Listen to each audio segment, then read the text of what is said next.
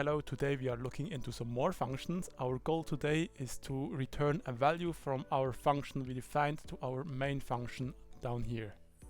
First we have to define what we want to return, and for this example it's a character, and in one of those we have included a string that we are using in the function that we have addressed to it.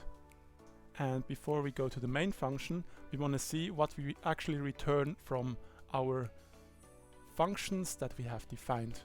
And I've already put them into some other CPP files. If you want to know how to do that, just look my previous video from yesterday and you will know everything you have to know.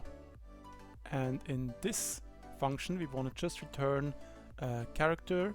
It is y and n, and for this we just create a simple while loop with a variable response 1.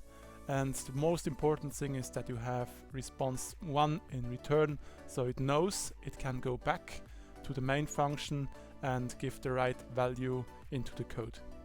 And now we go to our second answer with the integrated string question, and we make the same as before, just that we have the question string integrated here, and the question that we have written is actually in the main function. Here, are you sure you want to answer this?